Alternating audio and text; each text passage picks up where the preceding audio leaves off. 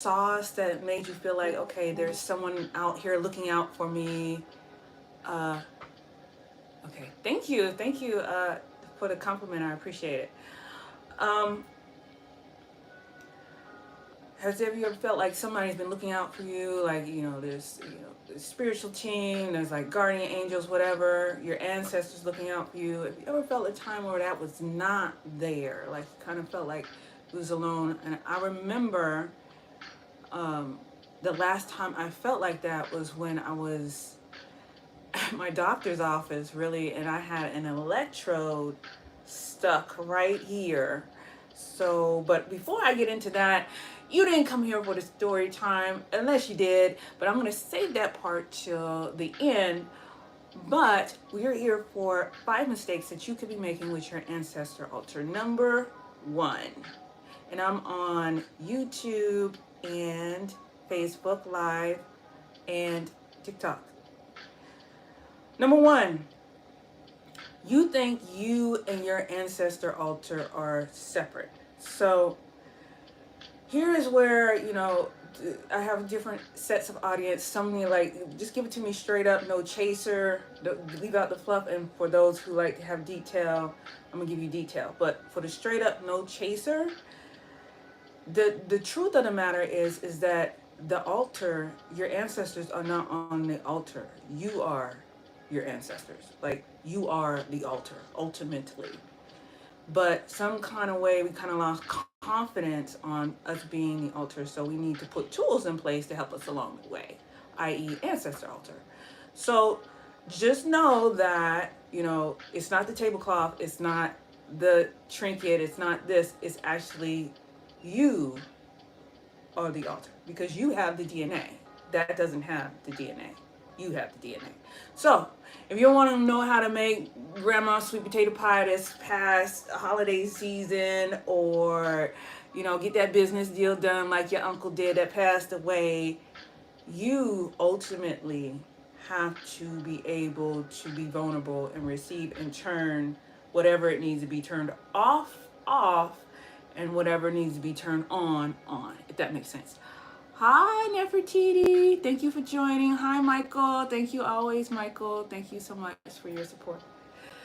So, I want you to understand that ultimately you are the altar. But for those of us who need tools, and I'm included, I'm no exception, we have the ancestor altar. So just know that at the end of the day, this. And that brings me to a story about epigenetics. So there was, I think it was Harvard or Yale, one of those. They did a story with some rats, okay?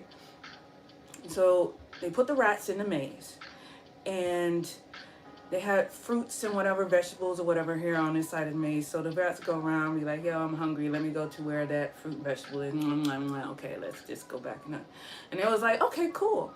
We're going to put some cranberries, and this is for example, because I don't know the exact fruit. We're going to put some cranberries over here, but we're going to attach electrodes to it so that every time they bite it, they get a shock. So the rats are going around and they'll say, oh, this cranberry, something new. I like it. It's delicious. Let me see. Oh, snap. That's an electric fruit. Let me, wait a minute now. And they realized that every time they ate that particular type of fruit, that they got a shock. So they was like, damn, I don't like this. This doesn't feel good. It's not good. So what happened is their nose developed certain receptors that when they smelled the cranberries, they knew they didn't need to eat it. Now, here's the kicker. The kicker is they was able to pass those receptors to their children, so that when their children were put in the maze, they smelled the cranberries. They didn't even bother it. It was like, I don't know what's wrong with, I don't know. It's just not feeling that, and they just don't eat it. They don't. I don't know. I don't eat it. I don't want to eat it. I don't want to eat it. It smells funny. I don't know. The room is crazy. I don't know. Maybe because it's yellow or something. They didn't eat it, and that is your form of epigenetics. So whether you're trying to turn something on or off, just know that you are the altar at the end of the day, not the ancestor altar. But we need tools to get to where we need to go, so we're confident until we don't need that anymore. Okay, number two. call your helpers only. Like, we all love our peoples. But I gotta tell you a secret. A personal secret. No, not everyone. Hey, hello, Michael. Do you want to come on? Not everyone in my family likes me. Not everyone in your family may like you. So I understand that, okay, you want them all together, cool. You save that for like All Hallows Eve or Samhain or the Day of the Dead or Spirit Day, like when the veil is the thinnest and they can all feast and eat, or New Year's, or even when you have your own family reunion, which would be so cool if you had your own family reunion and did the ancestors. I can't today. Okay, whenever you're ready, Michael. I got a space right here for you. So when you do your own ancestor altar, at the family reunion, that would be bomb if we could get to that point. But what I'm saying is that when it's like those, but for the daily, like in between the year throughout, consistent, you want those who can help you. You want to call those who can help you. You want to be specific. You don't want to call someone who doesn't like you. You want to call people who can help you or have the genes and qualities you like. Unlike my significant other at the time, I think it was back in 2014. And I was with my significant other at the time when we had an ancestor party. In fact, this is the same lover I talk about in my Tantra course who was one of the reasons why I got into Tantra, which is funny. So if you are interested in learning that, go ahead and sign up for the wait list. I'm going to release those class dates next year in 2024. So those who are on the wait list can be the first to know.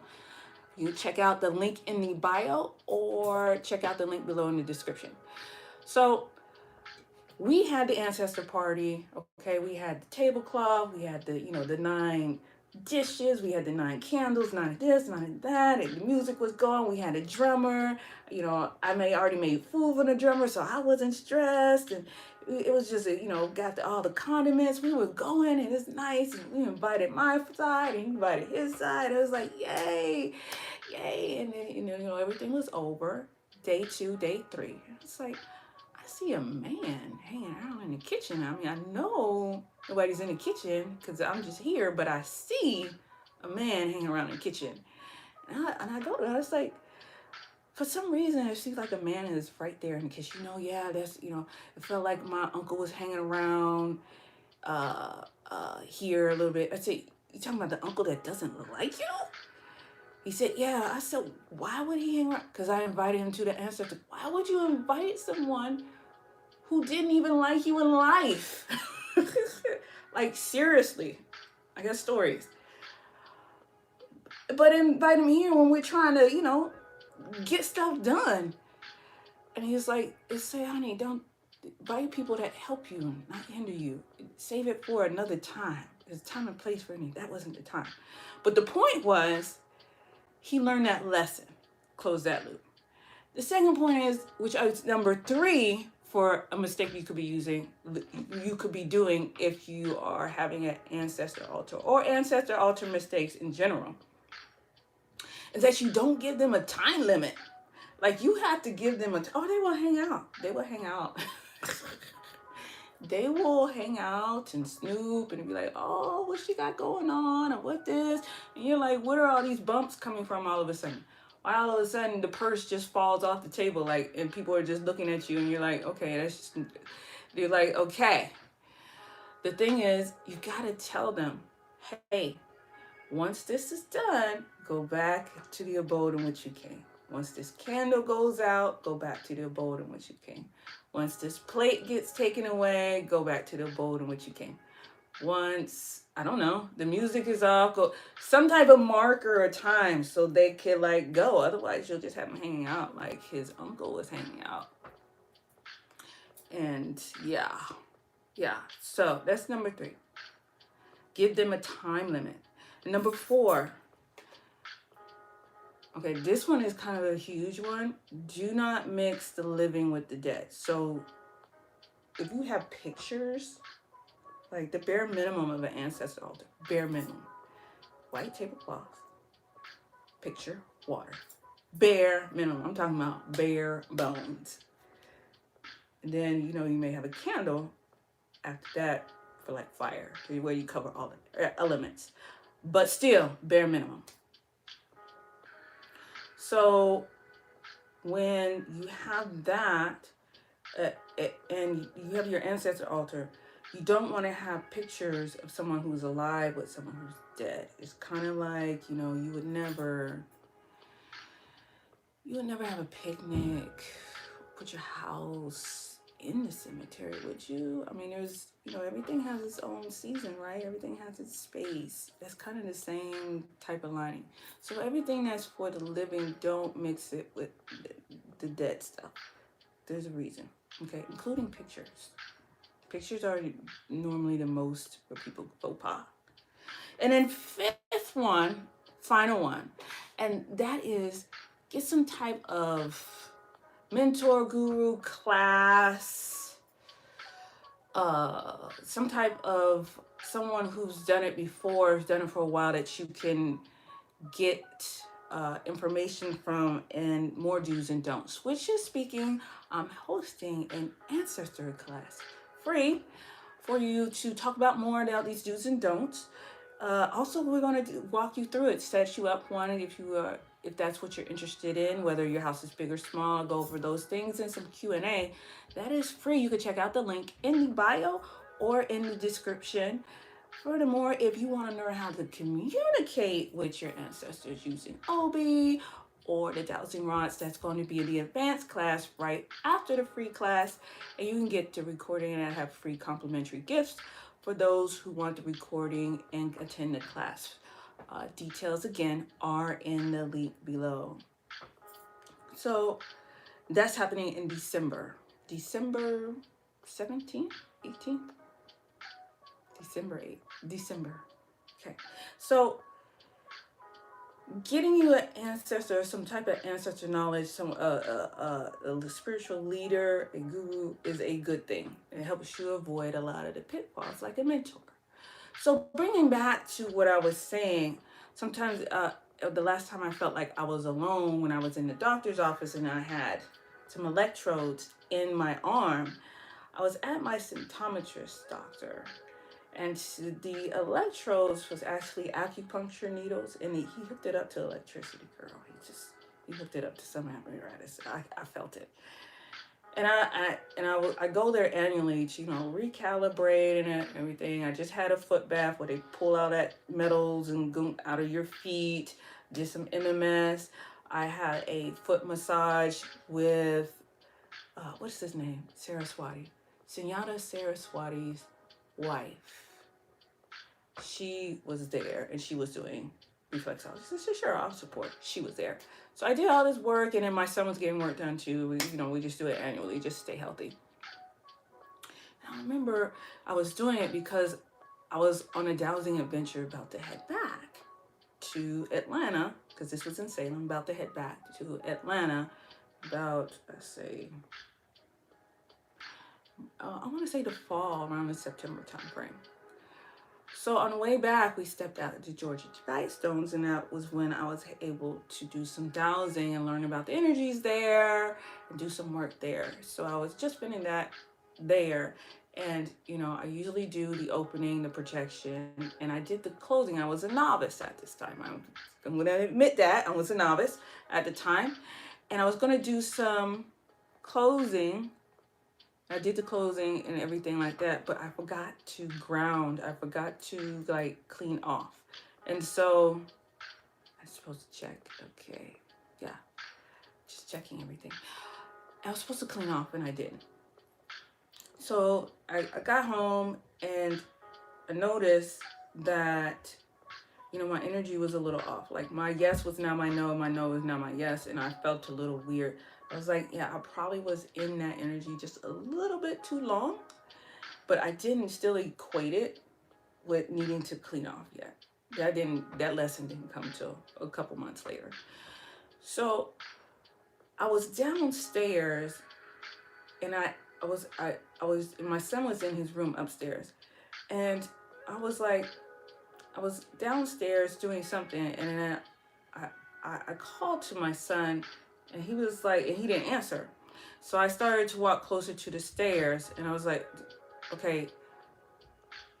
I called for what I was asking for, and he gave me a real smart answer. I was like, and then by that time, I was already tired from the drive, and then all the work that I did at the sacred site, the dowsing. You know, when you douse, you only do 15-20 minutes at a time, and then you got to take a break because it takes so much brain power. Like, you literally use both left and right side of the brain. So I was already tired, mentally drained, and then it's like my son is giving me lip. Oh no, we about to handle that right now. So I'm start marching up the stairs, and his door closed. I was like, oh, no, he didn't close the door on me. So I go open the door, and he's laying in the bed. And I was like, how did you get, there's no way you could have got to the bed to close the door in the amount of time that I was, because I was almost up at the middle of the stairs. I was already at the middle of the stairs already. He said, no, I ain't closed the door. And I was like, and I believed him because, you know, I was like, okay, there's obviously a spirit here. Let's go see what it wants. So I went downstairs and got my rods. And I already knew, just, you know, premonition, the psychicness kicked in. It's my dad. So I'm asking, hey, is my dad? Yes, it's your dad. Okay, why he closed the door on me? Is he angry at me? Yes. He's like, you're not cleaning off. You just came from here, and you didn't respect the energy there. You closed the portal, which is good, but you didn't clean off. So whatever is on you, I don't want to get it on my grandson. So I closed the door. And it's like, oh, okay. Well, is there anything you want to speak with my son about? He's like, no, I'm just gonna sit with him. I was like, okay. Is there anything you want to talk to me about? No. Can I ask you any questions? No. Can you come hang out with me? No. It was just go with him, protect him. So by then I knew for sure I was not alone, because he stepped in even when I didn't even know to think to step in, if that makes sense. Like,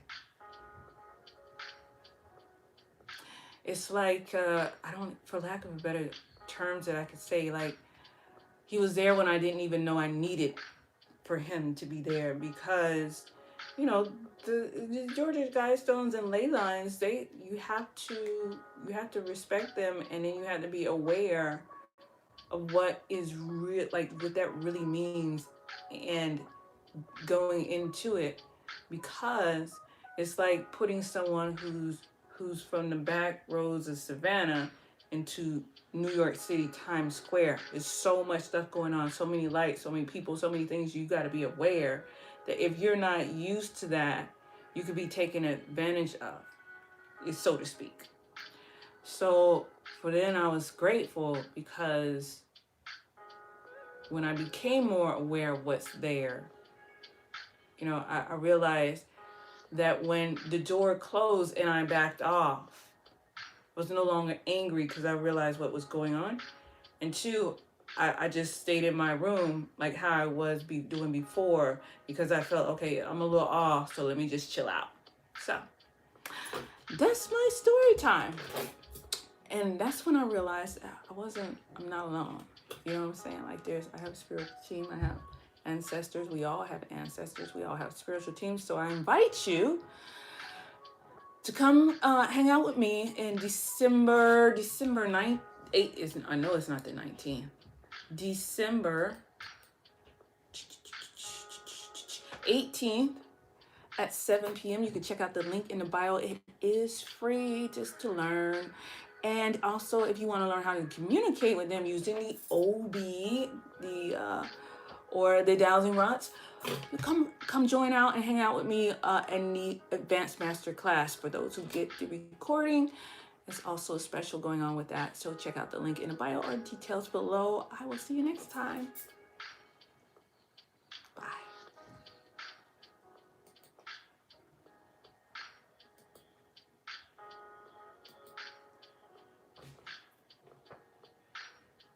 It's like 3.